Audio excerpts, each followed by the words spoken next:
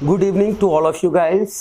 आज हम आपके सामने में लेकर आए हैं, ग्रामर को अगर सीखना है तो हमें आर्टिकल्स की जानकारी जरूर होनी चाहिए। आर्टिकल्स, जैसा कि हम सभी जानते हैं कि ए एन द को आर्टिकल्स कहते हैं, लेकिन आज हम आपको सबसे पहले ए और एन का यूजेस बताने जा रहे हैं। बहुत ही, आप ऐसा नहीं कि पहले से नहीं जानते हैं, लेकिन अगर सीख लोगे तो कुछ और इसमें जानकारी इंक्रीज हो जाएगी। सबसे पहले मैं आपको बताऊं कि ए और एन का मतलब क्या होता है। देखिए, एक, कोई और प्रति, हालांकि इस दोनों का इस्तेमाल बहुत कम होता है, समझे, लेकिन ज्यादातर ये एक के सेंस में आता है, यानी कि ए माने एक और एन मतलब।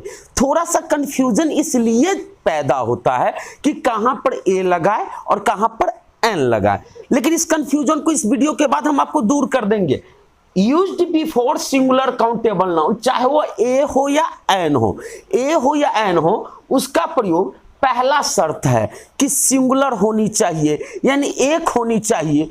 दूसरा शर्त है कि वो काउंटेबल होनी चाहिए, यानी कि उसको हम गिन सकते हैं, गिन सकते। ये बात आप ध्यान में रखिएगा कि हम उसके पहले ए एन कभी नहीं लगाएंगे जिसको नहीं गिन सकते हैं। हम उन्हीं के पहले ए एन लगाएंगे जिसको काउंट यानी कि गिनती किया जा सकता है। अब इस बात को ख्याल में रखिएगा। और तीसरा शर्त है कि ए एन का प्रयोग हम नाउन के पहले करते हैं। यह भी दिमाग में रखना है कि ए एन का प्रयोग हम किसके पहले करते हैं, तो नाउन के पहले करते हैं। अब कई बार क्या होता है कि हमारे सामने एडजेक्टिव छोड़ दिया जाता है और कहता है इसके पहले ए लगेगा कि एन। बिल्कुल गलत, गलती मत कीजिएगा। एडजेक्टिव के पहले ए एन नहीं लगता है, लेकिन एडजेक्टिव के पीछे अगर कोई नाउन हो तो हम नाउन के मुताबिक ए एन ना लगाकर उस एडजेक्टिव के मुताबिक लगाते। जैसे अगर हम कहते हैं गुड, गुड के पहले ना ए लगेगा ना एन लगेगा, लेकिन गुड बॉय से पहले हम गुड के मुताबिक, अकॉर्डिंग टू गुड। अब गुड का जो उच्चारण है, ये उच्चारण ही ए का प्रयोग करवाता है और ये उच्चारण ही हमसे एन का प्रयोग करवाता है। ये बात मैं आपको क्लियर कह देना चाहता हूं। जैसे ए का प्रयोग अगर करना है तो बस मोटा मोटी बात में ध्यान में रखिए कि जब किसी वर्ड मीनिंग यानी सिंगुलर काउंटेबल नाउन के हिंदी उच्चारण का पहला साउंड, फर्स्ट साउंड, यदि क वर्ग से य वर्ग तक, अब आपको याद होगा हमारे अंग्रेजी में 5 वॉवेल को हटा दे तो 21 ऐसे लेटर बचते जिसको कॉन्सोनेंट कहते हैं, यानी ए ई आई ओ यू को छोड़कर जो शेष बच जाते हैं 26 लेटर्स में, वो क्या है, उसकी उच्चारण जो है वो कॉन्सोनेंट ध्वनि यानी क ख से य र ल व तक से किसी न किसी से शुरू होती है। अब B C D F G H J K L M N P Q R S T V W X Y और जेड, अभी जो मैंने बोला है ये सारे के सारे कॉन्सोनेंट है और इसमें मैंने वॉवेल का एक भी वर्ड नहीं बोला है, यानी कि ए ई आई ओ यू नहीं बोला। अगर उनसे शुरू हो तो आप उसके पहले बेशक ए लगाइए। अब आइए एक चीज और, एकदम वीडियो दिल तक पहुंचनी चाहिए, शायद कि उतर जाए तेरे दिल में मेरी बात। बस ध्यान लगाकर देखिए कि बिफोर कॉन्सोनेंट साउंड यानी क वर्ग से लेके य वर्ग तक। अब यहां पर उदाहरण को गौर से देखिए। टीचर क्या चीज है, पहला तो, जवान पर क्या आया, तो आया, हम तराक से ए लगा देंगे। और टीचर, क्योंकि टीचर को गिन सकते हैं। बुक, इसका उच्चारण क्या है, ब, देखो पहले मेरे जुबान पर क्या आया, ब, अब यहां पर भी हमने ए लगा दिया। यूनिवर्सिटी, चौंक गए ना कि यूनिवर्सिटी यू से शुरू है, अरे गलती नहीं, यूनिवर्सिटी भले यू से शुरू हो लेकिन इसके हिंदी उच्चारण का पहला साउंड जो है वो य है, और य जो हिंदी उच्चारण का पहला साउंड है, इसलिए हम इसके पहले क्या लगाते हैं, तो इसके पहले हम लगा देते हैं ए। देखो ध्यान देनी बात है। अब आप कहिएगा अम्ब्रेला, अम्ब्रेला का जो पहला उच्चारण है वो यू से शुरू है। अब यू से शुरू होने के कारण इसके पहले भी हम लगा दे ए, क्योंकि उमेश सर तो अभी पढ़ा दिए,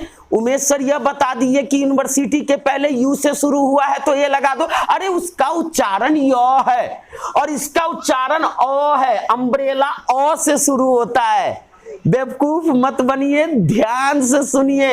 इसीलिए मैं यहां ए लगाऊंगा और यहां एन लगाऊंगा। फिलहाल अभी इसको हटा देते हैं। यहां ध्यान दीजिए, वन आइड मैन, वन कैसे लिखते हैं, वो और न, वो कहां से आया है, यौरलव के खानदान से आया है। बिल्कुल करेक्ट। इसके पहले हम लगा देंगे ए। यूनिक मैन य से शुरू होता है, ए लगा दीजिए। पैरोट प से शुरू होता है, ए लगा दीजिए। हाउस ह से शुरू होता है, ए लगा दीजिए। ट्रेन ट से शुरू होता है, ए लगा दीजिए। टेररिस्ट ट से शुरू होता है, ए लगा दीजिए। पेट्रोल प से शुरू होता है, ए लगा दीजिए। कट गलती हो गया। पेट्रोल को हम गिन नहीं सकते हैं, शर्त मत भूलिएगा। सिंगुलर काउंटेबल गिन सके, पेट्रोल को तो हम गिन नहीं सकते। नाउन है तो क्या हुआ, अनकाउंटेबल नाउन है। कट भले प से शुरू हुआ है। अब मिल्क से पहले, बिल्कुल सर कुछ नहीं कट। अब हम जान लेते हैं एन के प्रयोग को। एन और ए दोनों का तो मतलब हम पहले ही समझ चुके हैं कि एक होता है, लेकिन इसका भी प्रयोग करते समय वही फंडा दिमाग में रखने का है कि सिंगुलर काउंटेबल नाउन, याद है ना, एक होनी चाहिए गिन सकते और नाउन होनी चाहिए। लेकिन इसका प्रयोग करते समय एक खास बात ध्यान रखिएगा, before vowel sound. Before vowel sound का मतलब हो गया कि आप ए ई आई ओ यू को तो देखे ही, लेकिन कई बार कंफ्यूजन आ जाती है। इसीलिए बेहतर होगा कि उस शब्द का जो उच्चारण करते समय जो पहला ध्वनि है वो अ आ इ ई के खानदान का होनी चाहिए। That's clear. उसके उच्चारण का पहला जो ध्वनि है, first sound from your mouth, the pronunciation of any singular countable noun that should be form started with अ आ इ ई उ ऊ ए ऐ ओ औ अंग अ। That's all. यहां से आपका प्रॉब्लम समाप्त हो जाएगा। और आइए हम आपको मिलवाते हैं उदाहरण की ओर। आउल। अब एक बार टेस्टर लगा के जांच लेंगे सिंगुलर है कि नहीं, काउंटेबल है कि नहीं, नाउन है कि नहीं। आउल माने उल्लू। अब उल्लू जो होता है उसको गिन सकते हैं, सिंगुलर भी है, काउंटेबल भी है, नाउन भी है। और आउल का उच्चारण आ, उल, यानी पहला ध्वनि आ आता है। That's all your honour. आप इसके पहले एन लगा दीजिए। एग, अंडा। एग माने अंडा, बिल्कुल अंडे को गिन सकते हैं, उसका उच्चारण ए से शुरू होता है, एन लगा दीजिए। इंक, इंक माने स्याही। अब जैसे ही यहां पर मैंने टेस्टर को लगाया तो मेरा मशीन पी करने लगा, लाल बल्ब जलने लगा। मालूम है क्यों?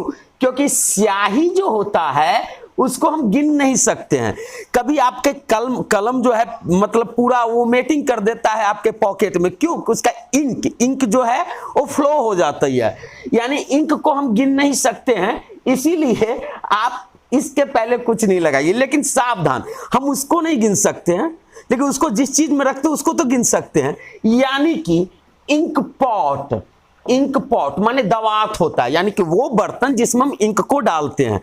एक हो सकता है दवात, दो हो सकता है, ऐसे छोटे छोटे दवात बहुत सारे हो सकते हैं। इसीलिए इसके पहले एन लगेगा, ध्यान रहेगा। आइए इंग्लिश। इंग्लिश के पहले हम कुछ लगाने से पहले सुन ले कि भाषा के नाम के पहले, व्यक्ति के नाम के पहले और जगह के नाम के पहले कभी ऐसी गुस्ताखी मत कीजिएगा कि लोग आपको बेवकूफ का बैठे।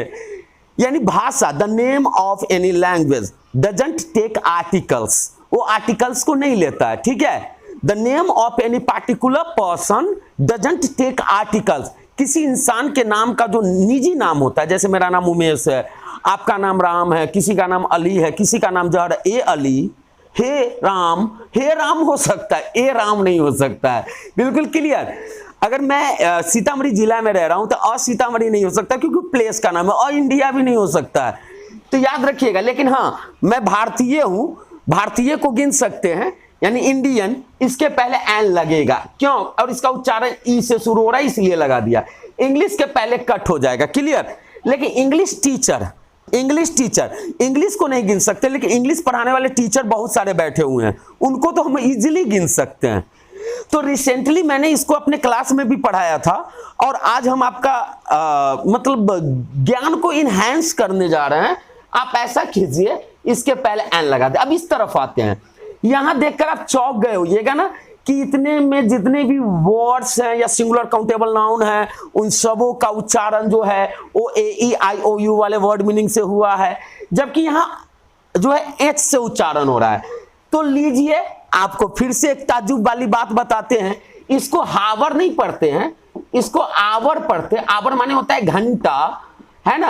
अब आपको बता देना चाहता हूं कि ये एच जो है, इसका उच्चारण यहां साइलेंट है। The pronunciation of H is silent here, is it clear.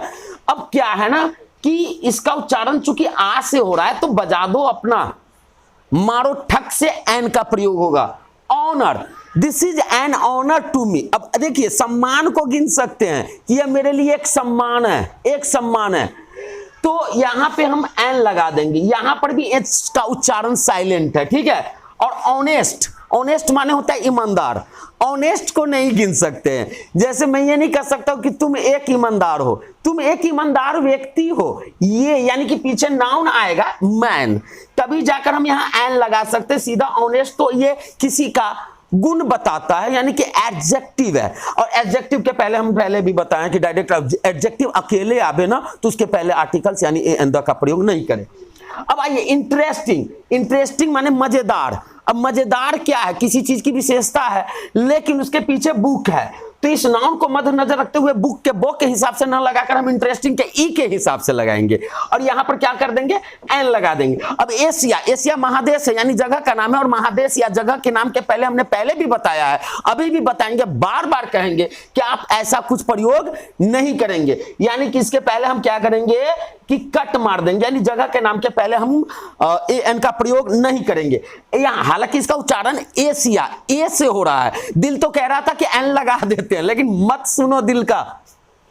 आप पहले एक्सपेरिमेंट करो कि ये सिंगुलर है कि नहीं, काउंटेबल है कि नहीं, नाउन है कि नहीं, तब जाकर हम उस पर बातें करेंगे। और आइए ऑर्फन, ऑर्फन का उच्चारण आ से शुरू होता है। ऑर्फन माने अनाथ होता है, ही इज एन ऑर्फन, वह एक अनाथ है, यानी उसको गिन सकते हैं, यानी एन लगा देंगे। That's all.